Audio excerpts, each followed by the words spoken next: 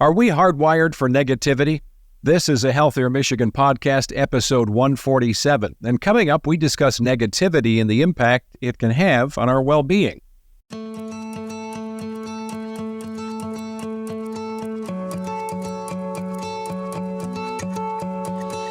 Welcome to a Healthier Michigan podcast. It's a podcast dedicated to navigating how we can improve our health and well-being through small healthy habits we can start implementing right now. I'm your host, Chuck Gaidica, and every other week we'll sit down with a certified expert and we'll discuss topics that cover nutrition, fitness, and a lot more. And on this episode, we're diving deep into how negativity can impact our relationships, decision-making, and even the way we perceive things. With me today is Medical Director of Behavioral Health for Blue Cross Blue Shield of Michigan and the Blue Care Network, Dr. William Beecroft. Good to have you back, Doctor. Good morning, and thank you for your time. I appreciate it. Oh, yeah. Well, this is interesting because as you look at this information that's out there in our personal experiences, we know it's kind of odd how negative moments in life can outweigh positive ones. And we always talk about that in our family, about how some of the best memories from vacations are when the things go wrong, not necessarily the vacation when things go right. So there's that, but we could experience a great day overall, and just one small negative experience can make us fixate on that moment where we forget the rest of all the positive stuff that happened during the day. And according to Columbia University research, it shows that we often remember negative or traumatic experiences over positive ones. Why is it that we put so much focus on negativity? Well, you pose a really good question. And one of the things to think about is evolutionarily, it's in our advantage as humans, as animals, to be thinking in negative terms. What can go wrong? Is there something behind that rock? Am I going to be killed? What's going to happen? So for survival, it probably at some point in our past was a real advantage to be thinking about what are the bad things that could happen, rather than more Pollyannish thinking everything is going to be fine and then get eaten by the saber-toothed tiger. So it probably is something left over from our distant past in how we evolved. But you're absolutely right. People look at the negative, and that destroys all of the positive things that have happened many times in their environment. Being able to turn that around, though, and we'll talk about this more, I'm sure, but turn that around into a positive of, wasn't that kind of an adventure that we, ran out of gas in the middle of, the desert in Nevada, that kind of stuff. Looking at it from a different perspective. Well, and the impacts that negativity can have on us can affect us for a much longer period of time, really, than just that moment, right? It can stick with us for a while, whether we laugh at it later because we got out of it, the tiger didn't jump out from around the rock, or it turned into a big problem. It can really have an impact on us. Oh, absolutely. So can you describe negativity bias, what that actually is, and then give us some other examples of it? Well, negativity bias would be more of that having the predisposition to think of things in negative terms. Goes without saying. It says it in the description itself. Right. But being able to, as you pointed out, sometimes a positive experience can be negated by that negative thinking that it's always going to be bad. Going into a new event, thinking you're going to fail. That would be, a real common example of that. Public speaking, thinking that people are going to laugh at you, or something is going to be odd, or you're going to freeze up and not say the word correctly. So not looking at the positive potential outcomes, but the negative only.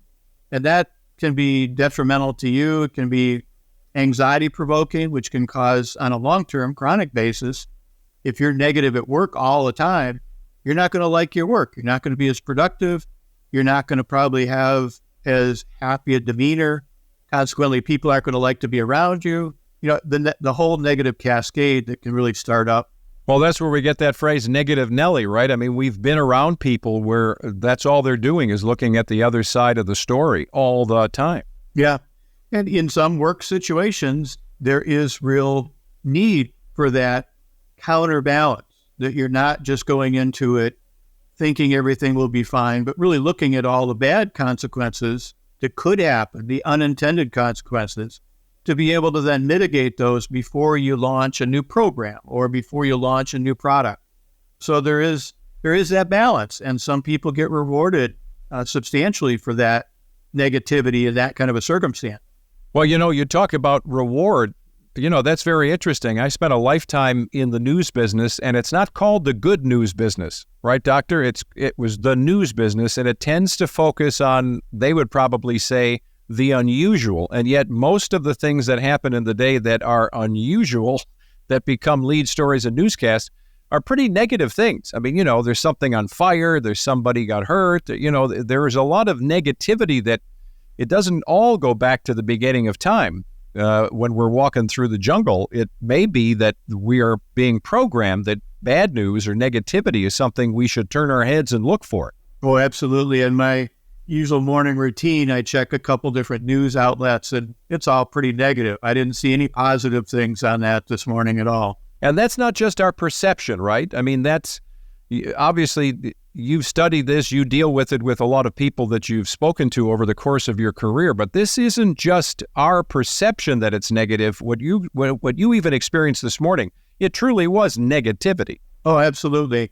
Again, we can talk about some ways of mitigating that, but with people with depressive disorders, that tends to be something that you have what Albert Ellis called stinking thinking a lot.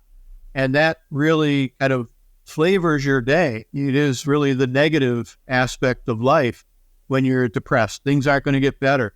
So you have to turn that around to be able to get more positive if you're going to make some improvement for that particular disorder and some anxiety disorders as well. How can then that issue that you may have, a personal issue, start to radiate out and affect one's relationships and interactions with others? You talked about it in a work setting, but it can obviously affect people in your own household. Oh, absolutely. Whatever significant others you have in your house, your kids, other friends, if you're always negative about things, kind of down in the mouth, always talking about the bad things that can happen, people don't really want to be around you that much. They may love you, they may care about you, but they're going to avoid you to a certain extent. They're going to be talking to other people that are more positive and that have something good to think about. So that can make you more isolated, which then becomes a negative cycle itself. I remember reading a few years ago an article about some of the talk shows, the Jerry Springer type shows, and the article pointed out that by research, a lot of people would say out loud that they watch that kind of show because they just want to see someone who's having a worse relationship or a problem in their life worse than their own. In other words, they're living in a negative situation, but they found that entertaining because at least there's somebody who's worse off than me. And I found that to be so peculiar that for many people, they're attracted to negativity. This becomes an attraction. In this case, they're trying to find the kernel of, that guy's got it worse, so at least I'm not as bad off. It's a very interesting psychological dynamic of what made those TV shows ratings winners. Yeah, I could see how that would work. And I firmly believe that that's probably very true because people want to be able to judge themselves against others. So if you recognize this in yourself, if you're self-aware enough to recognize that you've got a negativity bias of some kind, or somebody in your family has it, how do you start to overcome that? Let's start with just ourselves. We're aware of it. We've become, hey, get off my lawn. I'm the grumpy old man syndrome. I'm kind of negative about stuff. But if I'm aware of it, what can I start to do to turn that around? I think you can set, just like any habit, you can set some goals for yourself of being able to say one positive thing to another person every day. And that's your goal. And then you get 6 months into it, you're making 100% of the time, you're doing that every day. Now it's 2, and work it up from there to be able to see that. And you'll see the rewards that come back from that. People will smile at you. They'll seek you out more frequently. They'll be more positive themselves when they interact with you if you're not always negative. And if people get positive feedback from you, if you say their name, say, "Hi, Joe, how you doing today? Looks like your lawn's really nice." That's going to be something that will really have Joe want to talk to you more frequently, won't he? And I think that that's something, too, that it ties in a way in my mind. I don't know if I'm correct in this. It kind of ties to that idea of us individually focusing on gratitude. Some people will journal during the day what they're grateful for. And so while I know it's a positive thing to do, just understanding that there's a lot in your life when you physically can look at what am I grateful for today, that can take away some of the negativity in the way that I would suspect I would be thinking if I'm looking at how many great things happened today, right? Absolutely. And that can really kind of, again, give you a positive reinforcing cycle. But the other piece of that may be, rather than just doing issues of keeping track of it yourself, do something for someone else. Volunteer. Give someone else some of your time. Do a reading for a person that's shut in. Those kinds of things can give a lot of positive reward to you and be positive thinking. That also can be the contagion, I guess, if you're going to think about it that way. No, that's great advice, because we're in the season of giving. A lot of people think of it as a seasonal thing, right? And here we are, and I suspect that when we do focus on something bigger than self, it kind of makes time disappear for many of us, right? You kind of get in that flow state where you're just having fun with kids or seniors or whatever you're doing. You're helping at a warming center, and you kind of lose track of time. And isn't that one of the things that can all take us away? We can sail away into a place that can be filled with many more positive experiences. You're right. The negativity is really a two-component part of it. And you hit one of them on the head there. Time. If you're negative all the time, you're going to think of the world in a very negative way. Whereas if you're negative only 50% of the time, then you're much less negative than you were before. So trying to be able to break up that time, break it up that you're not always thinking that way, that's going to be something that can be very helpful. And one of the things that I've helped with my depressed patients especially is having them take a 3x5 card. Put down, when they're feeling good, put down a activity that's going to move them from their physical location. They got to get up and move. To do something that's positive, do the laundry, go to the shopping, go for a walk, take the dog for a walk. Whatever it is that is going to get you physically moving and it's positive, you get a task done that is rewarding for you. And when you start feeling that negativity and that discomfort with that, you go to the first one, you do that, you still feel negative, go to the second one. And that really kind of breaks that cycle. And you don't have to think about it because it's stuck on your refrigerator. You go to the first one, go to the second, third, fourth, fifth. By that time, you're usually feeling a lot better. Yeah, that's interesting because that gives you a little muscle memory there too as to where to look for those techniques or those things even in your past that have helped you get past those particular moments of negativity or depression. So we've talked about being self-aware and trying to work on ourselves. What if there's somebody in the immediate family or maybe your immediate workplace who's exhibiting this negativity bias?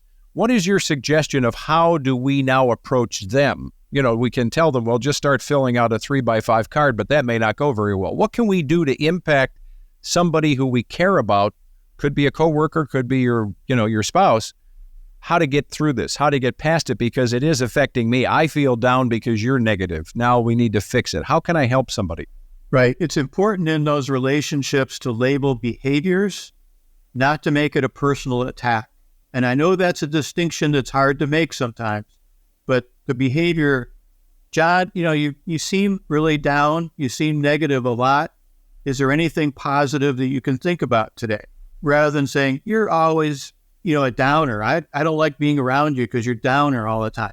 It's like, well, that didn't do any good because it didn't help them to understand what the issue is. The issue is the behavior that they're showing. So if you can't say something nice, don't say anything at all. If you're going to be negative all the time, don't tell me negative things. I want to hear something positive once in a while. You can give me 3 negatives and 1 positive. I'm happy. Those kinds of things are behavioral focused that are going to be able to help that person move in a positive direction. I can see what you're talking about, though, with that distinction of not making it personal, because for some of us, if you've encountered that negativity, you may not have mentioned it directly until you're ready to pop a gasket. You just get to the point where you're like, oh my gosh, I can't take it anymore. And that's when I suspect I'm trying to think back in my own life where I maybe have it turned personal. I didn't mean it to, but I just got to a breaking point where it's like, oh my gosh, we got to stop this. So I think that there is a way to practice that technique of helping someone where you're turning it toward being inquisitive, you're wrapping it in love, right? So it's not coming off as a personal attack. Well, in that, you also develop that communication. It's really important for couples, especially, to spend 15 minutes a day, uninterrupted time together, even if they don't talk. Just being close to each other and in the same room is really helpful to be able to strengthen the relationship. And being able to then talk about these kinds of behaviors really then chips away at that intimacy, that relationship building, to be able to have it more solid. And ultimately, the reward to the individual that changes is pretty substantial. They've got a person that loves them, cares about them, wants to be with them. That's pretty warm and fuzzy stuff. So you talked about this 3x5 card hack way of dealing with something, which if someone's depressed, this is an important thing to use.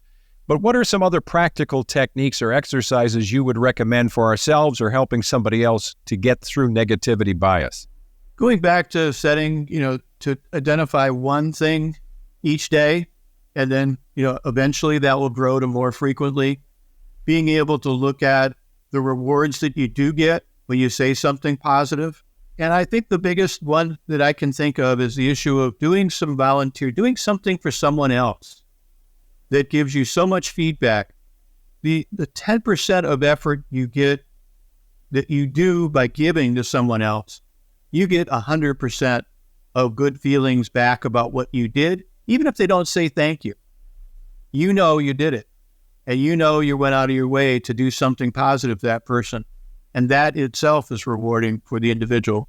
You know what I find so powerful about that advice, Doctor, is that oftentimes I've seen in my circle of not even intimate friends, someone who's serving at a shelter or something, they just started in a small way, coming to volunteer, and then they caught the fever, right? Whatever it is that they're doing in their lives to help other people becomes a thing where you talk to somebody and they say, I've been coming here for 12 years now. It's like, wow, this isn't just I did this for a day and tried to feel better.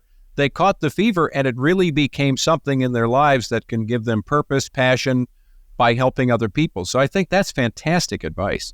Yeah, becoming a docent at a library or a museum, those kinds of things, it may tap into your own intellectual curiosity that you may learn more, but the people that you teach really makes a big difference. So that's kind of another example of that, how to be able to tap into those good things.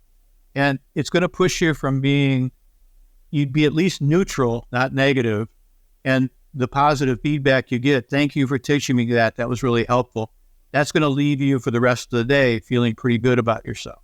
So when we talk about negativity bias, there are obviously ways that this can impact us physically, right? I mean, somebody will say, I got a pit in my stomach from the way you're being negative, or however that works out. The impacts on our health can also be something important. How can we overcome that relative to negativity bias? Well, I think that you point out a good issue there, because if you're always looking at the negative aspects, you're going to get some abrasion from people close to you. That's going to cause stress. You got issues of long-term stress can lead to heart problems, can lead to hypertension. You may eat too much. You may eat too many fatty foods or comfort foods, that then you're going to gain weight, which is then going to have a consequence of hypertension, heart disease, possible strokes.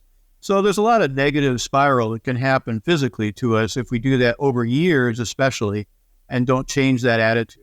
Well, as we wrap things up, give us some takeaways from all the good stuff we've talked about today relative to negativity bias. Well, it is something that you can do something about. You can change your attitude, being able to develop that insight that, most of the time I'm always negative. That's not a really good way of looking at it. Being able to have a different view of the world, that the glass is half or 3/4 full, not almost empty. Those kinds of things make a huge difference. Being able to look at even a gray day that's rainy and cold is still a better day than being sick, or a better day that is, you're not able to get up and around. So there's an awful lot of people, you talk about the Jerry Springer shows and that sort of thing, awful lot of people worse off than you are in many cases, in most scenarios.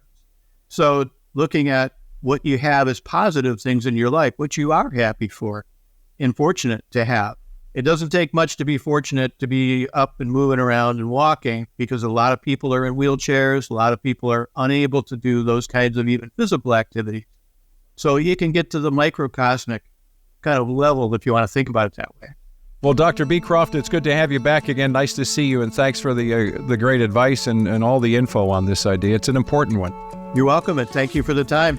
Yeah, take good care. Dr. William Beecroft is Medical Director of Behavioral Health for Blue Cross Blue Shield of Michigan and the Blue Care Network. And we want to thank you for listening to a Healthier Michigan podcast. It's brought to you by Blue Cross Blue Shield of Michigan.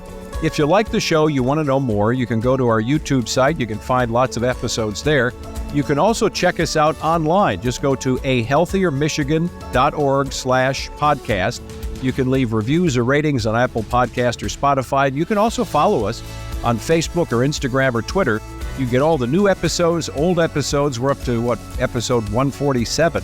So we've got lots of great stuff for you there. And you can take it with you with your smartphone or tablet. Be sure to subscribe to us on Apple Podcast, Spotify, or your favorite podcast app. I'm Chuck Gaidica. Be well.